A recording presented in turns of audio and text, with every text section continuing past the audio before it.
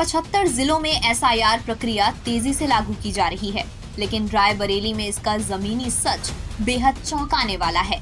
DM ने press conference में SIR के तीनों चरण बड़े आसान और सरल बताए, लेकिन असलियत कुछ और ही है।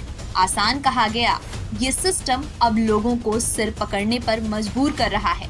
आइए देखते हैं हमारी खास रिपोर्ट।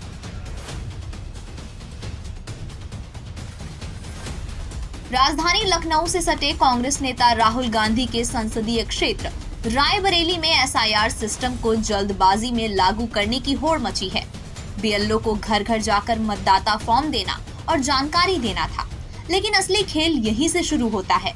जिला प्रशासन की जल्दबाजी में आंगनबाड़ी कार्यकर्त्रियों, विभाग के चपरासियों और यहाँ तक कि अशिक्षित लोगों को भी बीएलओ बना दिया गया है। रायबरेली सिटी में ही कई ऐसे बीएलओ तैनात कर दिए गए हैं जो खुद फॉर्म पढ़ और भर नहीं सकते और अब फॉर्म भरने के लिए लोगों से जान पहचान से या रिश्तेदारों से मदद मांग रहे हैं। ऐसे ही एक बीएलओ नगर पालिका परिषद के कर्मचारी ओम प्रकाश ने खुलासा किया कि वे एक अशिक्षित हैं। फॉर्म भरने के लिए उन्हें किसी न किसी की मदद लेनी पड़ती है और जब उनसे पूछा गया कि उन्होंने ये बात अधिकारियों को क्यों नहीं बताई, तो जवाब सुनकर आप भी हैरान रह जाएंगे। ओम प्रकाश के मुताबिक एसडीएम ने साफ कह दिया, जो पढ़ना लिखना नहीं जानता नौकरी छोड़ दे और फॉर्म भरने के लिए कोई रिश्तेदार या जानकार पकड़ लाए। ओम प्रकाश जी, आप बीएलओ बनाए गए हैं क्या? किस चीज़ के लिए बीएलओ बनाए गए हैं? फार्म निर्वाचन वाले एसआईआर के लिए। SIR। और वैसे आप जॉब क्या करते हैं? हम नगर पालिका में चपरासी के पद पर काम करते हैं। चपरासी के पद पे। जी। तो आपकी योग्यता क्या है? कोई नहीं। योग्यता नहीं है कुछ? जी नहीं। तो आप बीएलओ कैसे बना दिए गए? अब ये तो हमारे ये हमें पूरी जानकारी नहीं। फिलहाल नगर पालिका जीत गई वहाँ तहसील को, तहसील से हमारा नाम आ गया। आपने कुछ शिकायत वगैरह किसी से बताई नहीं कि आप? SDM साहब से फार्म भी दिया, तो उसमें कई लोग रहे, तो एक लोगों को कहा कि पढ़े लिखे नहीं हैं, कहीं पढ़े लिखे नहीं तो आप अपनी नौकरी छोड़ दो। फिर उसके बाद 2 मिनट शांति करने के बाद कहा कि आपके लड़के बच्चे बहुरिया कोई भी पढ़ा लिखा है तो तुम उनके सहारे काम कर लो। जी विक्रम जी, आपको ये बीएलओ साहब क्या नाम है इनका? ओम प्रकाश जी। आपके कौन है ये? मित्र है हमारे। आपको लेके आए फॉर्म भरने के लिए? कितने फॉर्म भरे आपने? जी हमने 20 फॉर्म भरे हैं। अच्छा, तो क्या अब जब तक इनकी ड्यूटी लगी रहेगी तब तक आप साथ देते रहेंगे? हाँ, वो मित्र हैं तो साथ देना ही पड़ेगा। यानी जिले में एसआईआर लागू करने का उत्साह इतना ज्यादा है कि मतदाता और बीएलओ की योग्यता दोनों को ही दरकिनार कर दिया गया है। इधर बीएलओ परेशान, उधर लोग फॉर्म भरने में भटकते फिर रहे हैं और मतदाता सूची सुधार का काम अब मतदाता भ्रम योजना बनता दिख रहा है। दिक्कत क्या ये है कि फार्म तो मिल रहा है, लेकिन ये हर आदमी को कभी का तो मालूम नहीं भरने का है। तो कहने का मतलब बताना चाहिए कि हाँ इसको कैसे भरना है। इसलिए कि हर आदमी पढ़ा लिखा तो होता नहीं है या समझदार सरकारी काम है ये। तो ये है बेलो साहब। हाँ, तो बेलो कह रहे हैं कि ये ऊपर वाला कलम ये कलम भर दीजिए, ये वाली भर दीजिए, ये नीचे छोड़ दीजिए, वो हम सही कर लेंगे। बोल रहे सही कर लेंगे। हाँ, बेलो ये अपने ओम प्रकाश साहब है। हम फॉर्म को लेकर आप बात कर रहे थे, क्या समस्या आई? हमारे पास हमारे माता पिता के दो फॉर्म आए हैं, दोनों में एपिक आईडी अलग है। कैसे अलग है, मतलब क्या दिक्कत है? 2003 की लिस्ट में जो एपिक आईडी है वो हमारे पास नहीं है, जो हमारे पास है उसका भी फॉर्म आया है। तो समझ में ये नहीं आ रहा है कि हम कौन सा फॉर्म भरें। हमारा नाम मोहम्मद आलम अंसारी। फॉर्म भरने में जो है हमने यहाँ फार्म लिया, हमने अपनी औरत से और 2 लड़कों का।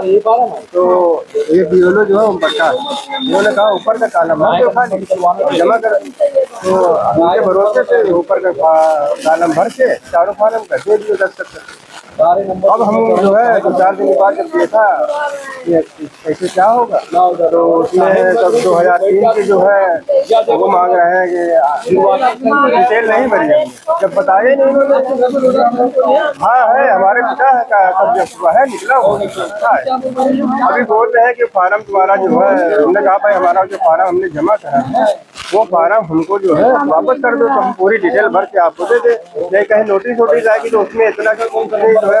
जिले के डीएम अशिक्षित बीएलओ और प्रक्रिया में जल्दबाजी पर कैमरे पर ना बोलकर कहा हमारे पास में मेन पावर नहीं है, बीएलओ के साथ सहयोगी लगाए गए हैं, सब कुछ हमारे अधिकार नहीं है, जो निर्देश ऊपर से मिलते हैं उस पे काम किया जा रहा है। सबसे बड़ा सवाल, क्या मतदाता सूची को व्यवस्थित करने की जल्दी में प्रशासन ने पूरे सिस्टम को ही अव्यवस्थित कर दिया और अशिक्षित बीएलओ के भरोसे मतदाता सूची कितनी सटीक और सुरक्षित रह पाएगी। एसआईआर प्रक्रिया को आसान बताकर लागू तो कर दिया गया, लेकिन रायबरेली में ये आसान नहीं बल्कि जनता के लिए सिरदर्द बन चुकी है। मतदाता को सहूलियत देने का दावा करने वाला सिस्टम अब मतदाताओं को उलझाने में लगा है। बिहार के बाद उत्तर प्रदेश में भी एसआईआर की प्रक्रिया शुरू हो गई है।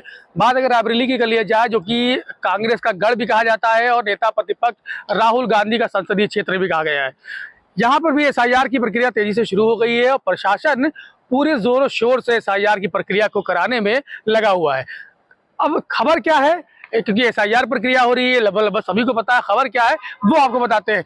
दरअसल एसआईआर के लिए 1 महीने का समय दिया गया था, लेकिन प्रशासन की जल्दबाजी के चक्कर में अब जो लोग मतदाता हैं उनको समय काफी कम मिल गया और इस बीच कई खबरें आपको बाहर से मिलने को मिल रही होंगी, अन्य जनपदों से भी आ रही हैं कि कई बीएलओ हैं जिन्होंने आत्महत्या कर ली और वो कहीं ना कहीं काम छोड़ने को भी तैयार हैं।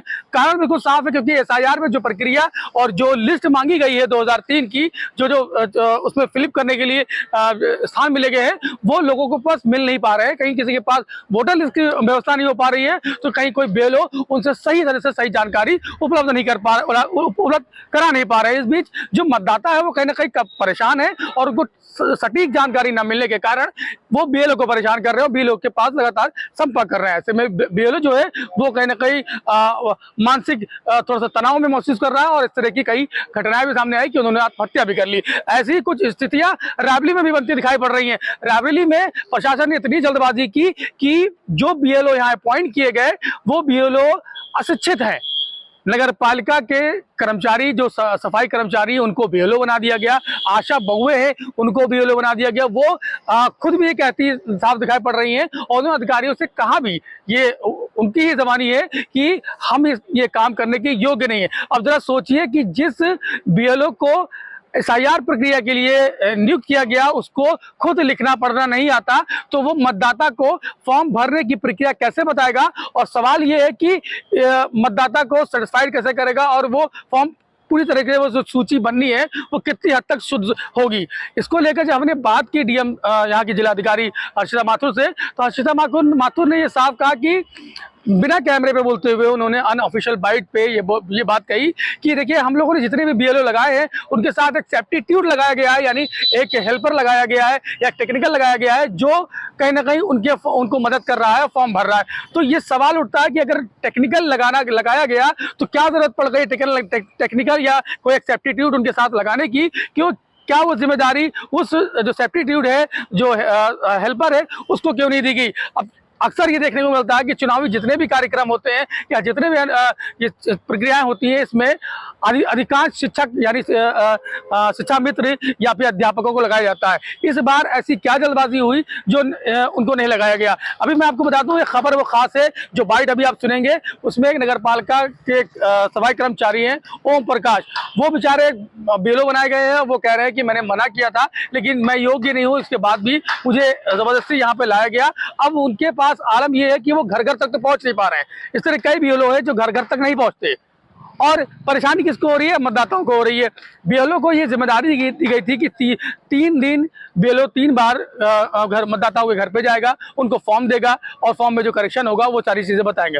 लेकिन स्थितियां रायबरेली की ये है कि जल्दबाजी के चक्कर में एसआईआर को लेकर कहीं ना कहीं रायबरेली अब फिसड्डी साबित हो रहा है। तो अधिकारी इस मामले पर बोलने को बिल्कुल तैयार नहीं है और वो इस बात को लेकर ये बात कह के पल्ला झाड़ लेते हैं कि जो ऊपर से आदेश आएगा हम उसका पालन करेंगे। अब सोच लीजिए कि जिस फॉर्म की डेट 4 तारीख दी गई थी, यानी कि 4 दिसंबर दी गई थी, उसको घटाकर अब 28 नवंबर कर दिया गया है और इसके लिए अलाउंस करा दिया गया है। बाकायदा ई रिक्शे पर एक साउंड स्पीकर बंधवा कर ऐलान करा दिया गया है कि जितने भी मतदाता है जिन्होंने एसआईआर की फॉर्म फिल कर दिया है, भर दिया है, वो 28 तारीख तक अपने फॉर्म को जमा करा दें। अब सोचने वाली बात यह है कि जिस तरह से विपक्ष भी लगातार इस चीज़ों पर अपनी नज़र बनाए हुए है, क्योंकि अभी कांग्रेस ने भी एक प्रेस कॉन्फ्रेंस करके ये बात साफ कही कि हमारे भी जो बेलो है बेले हैं उनको भी लगाया गया है, लेकिन कहीं ना कहीं ये जो प्रशासन के बीच की जो स्थितियां हैं वो कहीं ना कहीं सामान्य नहीं हो पा रही हैं और आपसी मतलब संबंध बन नहीं पा रहा है, समन्वय बन नहीं पा रहा है।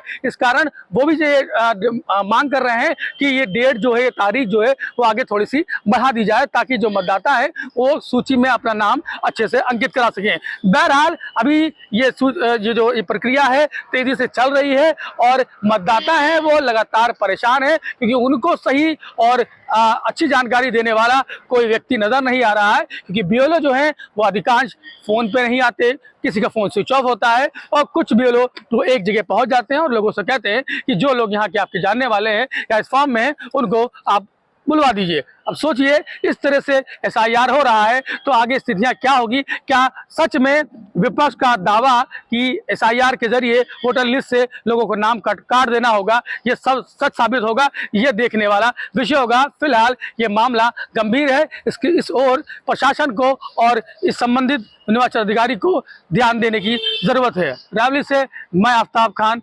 The reporter.